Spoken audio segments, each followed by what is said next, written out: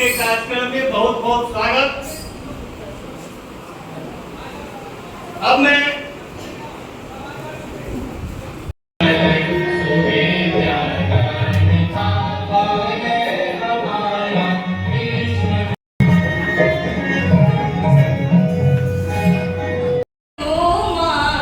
ज्ञान की ज्योति जगा देना, ज्ञान की ज्योति जगा देना, वीणा वादिनी ज्ञान की देवी, अपनी दया बरसा और खिला देना, मेरे सिर पर हाथ धरो माँ, ज्ञान की ज्योति जगा देना, ज्ञान की ज्योति जगा देना, वीणा वादिनी ज्ञान की देवी, अपनी दया बरसा देना, मेरे सिर पर हाथ धरो माँ, ज्ञान में सरस्वती स्वयं वास करती हैं, इसलिए हम सबों की ओर से उनको आग्रह है कि 2 लाइन सुनाएं।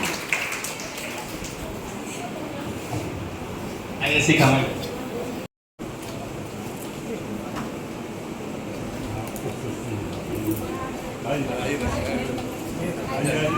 सारे सभी शिक्षक शिक्षिकाएं सभी लोग आ जाए।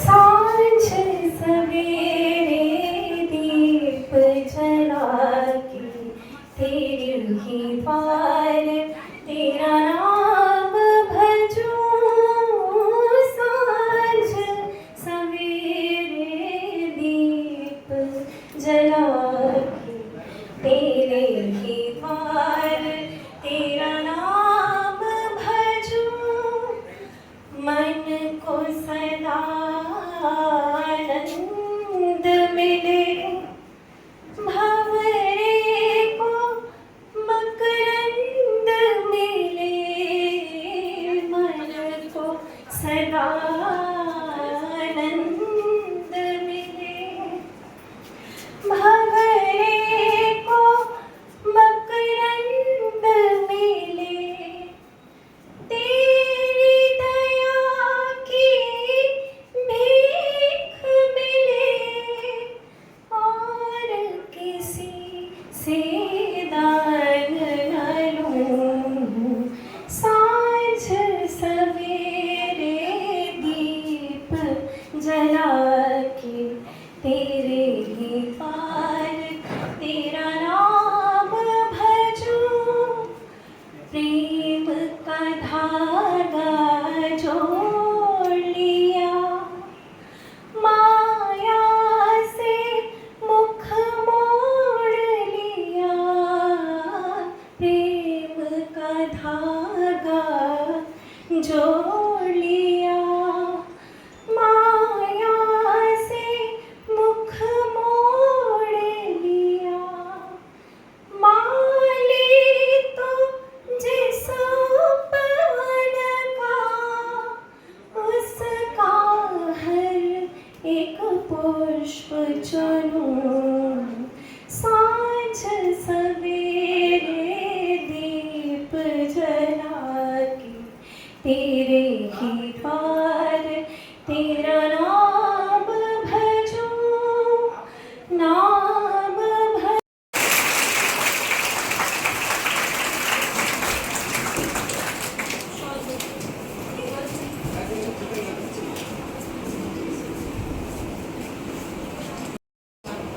बल्कि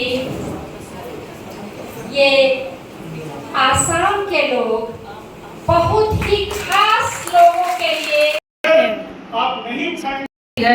सम्मानित प्राचार्य महोदय, विद्वजन, शिक्षकगण एवं नव प्रवेशित छात्राओं, आप सभी को मेरा सादर अभिवादन। मशहूर कवि कुंवर बेचैन जी की पंक्तियां हैं, होके मायूस ना यूं शाम से ढलते रहिए, होके मायूस ना यूं शाम से ढलते रहिए, जिंदगी भोर है सूरज से निकलते रहिए, एक ही ठाव पे ठहरेंगे तो थक जाएंगे, एक ही ठाव पे ठहरेंगे तो थक जाएंगे, धीरे धीरे ही सही राह पे चलते रहिए, धीरे धीरे ही सही राह पे चलते रहिए। किसी भी उद्देश्य की पूर्ति के हेतु हमें निरंतर कार्य करना पड़ता है, धीरे धीरे ही सही आगे बढ़ना होता है। निरंतर आगे बढ़ते हुए हम मंजिल की ओर पहुंच ही जाते हैं। माना कि यह मार्ग इतना सरल नहीं होता है, हमें बहुत सारी कठिनाइयों का सामना भी करना पड़ता है, पर नित्य निरंतर कठिनाइयों का सामना करते हुए हम एक न एक दिन अपने मंजिल की ओर जरूर पहुंच जाते हैं और किसी सोच के साथ हम एक दिन कामयाबी हासिल जरूर करते हैं। कुछ ऐसी ही सोच के साथ स्वर्गीय शांता देवी ने महिला शिल्प कला भवन संस्थान की नींव रखी होगी, जिसका उद्देश्य समाज की हर वर्ग की महिलाओं को अपने पैरों पर खड़ा कर सम्मान पूर्वक जिंदगी बसर करने हेतु प्रेरित करना था। एक जोरदार ताली उनकी उस महान सोच के लिए और प्रयास के लिए, जिसके कारण हम सभी आज यहाँ एकत्रित होकर इस पावन अवसर के साक्षी बन रहे हैं। संस्थान आगे चलकर आवश्यकता अनुसार मिडिल स्कूल, हाई स्कूल और महाविद्यालय की शक्ल लेता चला गया। 9 अगस्त 1965 को वही ऐतिहासिक दिवस था जब महाविद्यालय की शुरुआत हुई। जरा सोचिए, एक सुखी, संपन्न एवं ख्याति प्राप्त चिकित्सक परिवार में जन्म लेने के पश्चात भी उन्होंने सभी सुख सुविधाओं को त्याग दिया और महिलाओं की स्थिति को सुधारने हेतु इतना महान कार्य किया। एक अकेली स्त्री भी इतनी कमजोर नहीं होती, एक अकेली स्त्री भी इतनी कमजोर नहीं होती कि वह सूरज से रिश्ता तोड़ ले, जोड़ने में विश्वास करती, धरती से आकाश तक बन जाती है सेतु, गुजरती हुई परंपराएं और पीढ़ियां नाज करती है जिस पर, वह स्त्री तुम हो।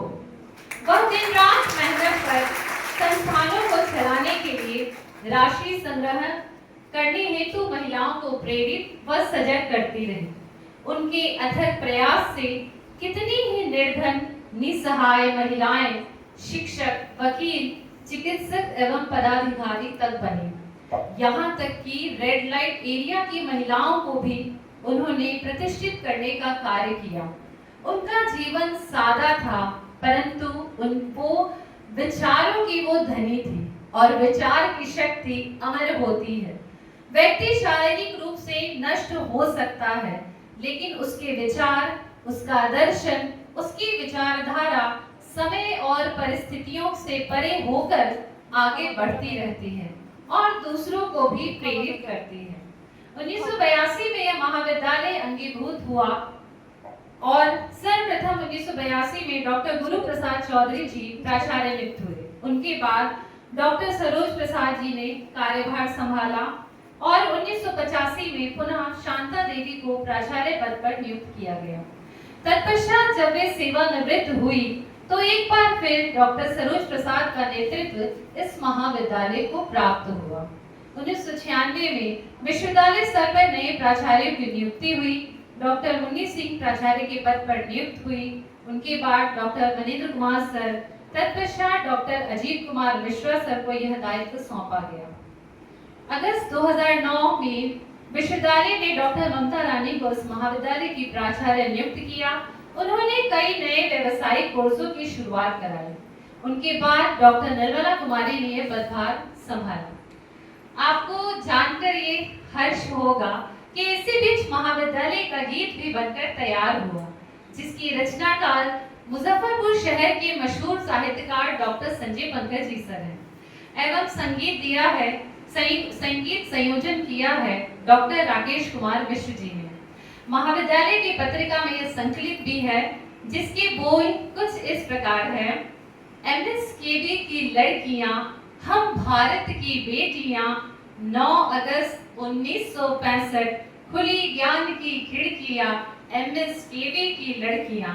धरती का श्रृंगार हमी से है, संबंधों का प्यार हमी से है, हमी से सूरज चांद सितारे, अंबर का विस्तार हमी से है।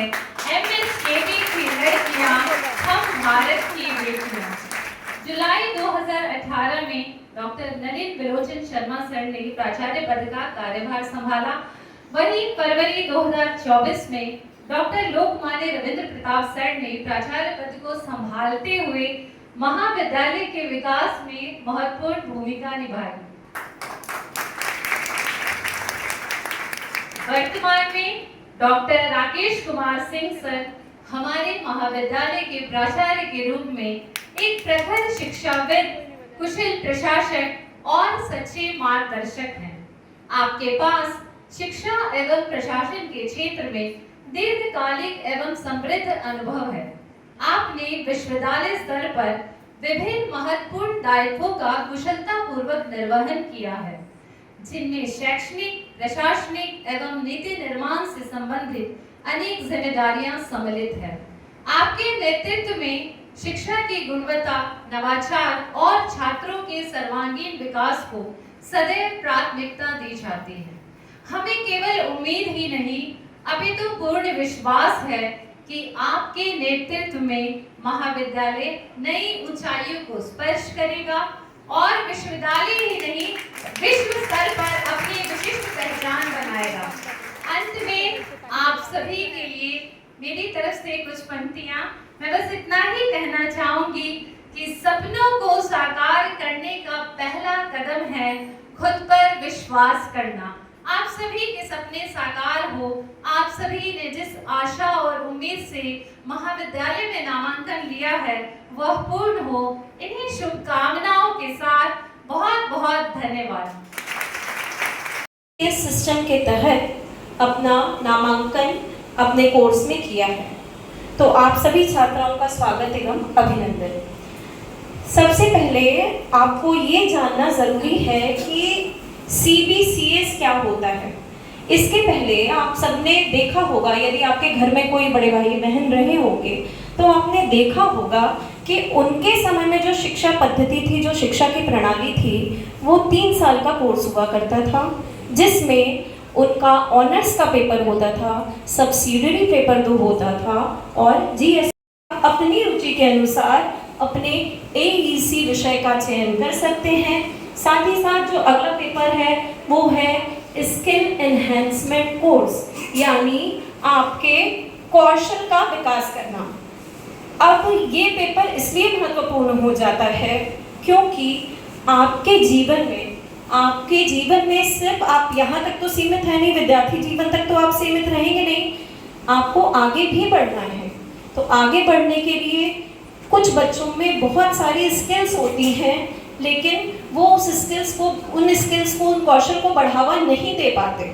उन बातों को ध्यान में रख करके CBCS सिस्टम में SEC कोर्स को बहुत, जिसको कह सकते हैं कि विशेष जोर दे के डाला गया है कि आपके कौशल का भी विकास हो, आप अपने विषय की समझ रखें, साथ साथ आपके कौशल का भी विकास हो। तो इस पेपर के अंतर्गत आपको हमारे महाविद्यालय में कम्युनिकेशन इन एवरीडे लाइफ पढ़ाया जाएगा। मतलब आपके रोज के जीवन में आप किस तरह से बातचीत करते हैं, क्या आपकी बातचीत का तरीका होना चाहिए, वो इस पेपर के अंतर्गत आपको पढ़ाया जाएगा। अब बारी आती है VAC, वैल्यू एडेड कोर्स, जो आपके जीवन में एक और बहुत महत्वपूर्ण स्थान रखता है। किसी भी विद्यार्थी का सर्वांगीण विकास शिक्षा का सबसे बड़ा उद्देश्य है।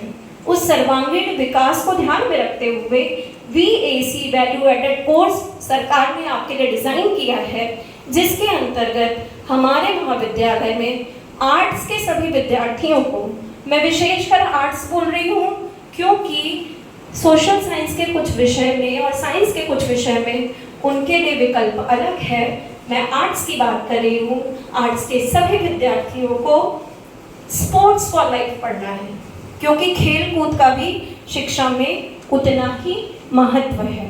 तो कुल मिलाकर के आपको जो आपका ये पाठ्यक्रम तैयार किया गया है उसके अंतर्गत शिक्षित छात्राओं, आप सभी को मेरा सादर अभिवादन। मशहूर कवि कुंवर बेचैन जी की पंक्तियां हैं, होके मायूस नायूस शाम से ढलते रहिए, होके मायूस नायूस शाम से ढलते रहिए, जिंदगी भोर है सूरज से निकलते रहिए, एक ही ठाव पे ठहरेंगे तो थक जाएंगे, एक ही ठाव पे ठहरेंगे तो थक जाएंगे, धीरे धीरे ही सही राह पे चलते रहिए, धीरे धीरे ही सही राह पे चलते रहिए। किसी भी उद्देश्य की पूर्ति के हेतु हमें निरंतर कार्य करना पड़ता है।